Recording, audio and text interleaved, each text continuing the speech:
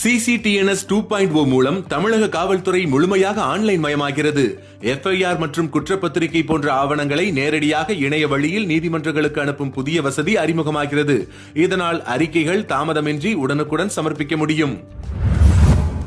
திருநெல்வேலி மாவட்டம் திருக்குறுங்குடி அருகே குழந்தைக்கு மரணம் விளைவித்து 2 நபர்களை கொலை செய்ய முயற்சி செய்த வழக்கில் குற்றவாளியான பனங்குடியை சேர்ந்த 32 வயதான சிவசங்கருக்கு 31 ஆண்டுகள் சிறை தண்டனை மற்றும் 16,000 ரூபாய் அபராதம் விதிக்கப்பட்டுள்ளது. திருநெல்வேலி மாவட்டம் களக்காட்டை சேர்ந்த சட்டவிரோதமாக கஞ்சா விற்பனையில் ஈடுபட்ட 39 வயதான சுப்பையா என்ற சுரேஷ் என்பவர் தமிழ்நாடு தடுப்பு காவல் சட்டத்தின் கீழ் பாளையங்கோட்டை மத்திய சிறையில் இன்று அடைக்கப்பட்டார்.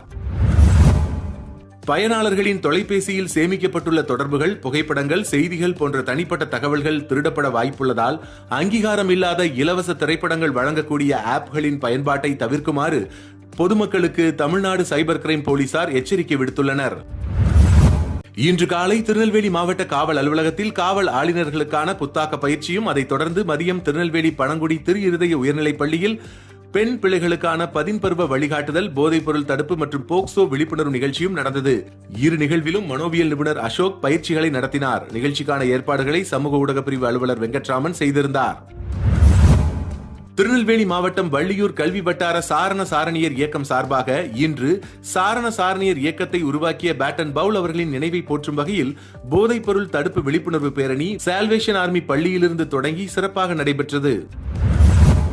இன்று தமிழ்நாடு அரசு வேலைவாய்ப்பு மற்றும் பயிற்சி துறை சார்பில் அரசு மற்றும் தனியார் தொழில் பயிற்சி நிலையங்களுக்கிடையேயான 42வது மண்டல விளையாட்டுப் போட்டிகள் பாளையங்கோட்டை அண்ணா விளையாட்டரங்கில் நடைபெற்றது. இந்த போட்டிகளின் நிறைவு விழாவில் இன்று மாலை விழாவிற்கு தலைமையேற்று திருநெல்வேலி மாவட்ட காவல் கண்காணிப்பாளர் டாக்டர் வி பிரசன்னகுமார் IPS அவர்கள் சிறப்புரையாற்றி மாணவ மாணவியர்களுக்கு பரிசுகளை வழங்கி ஊக்கப்படுத்தினார்.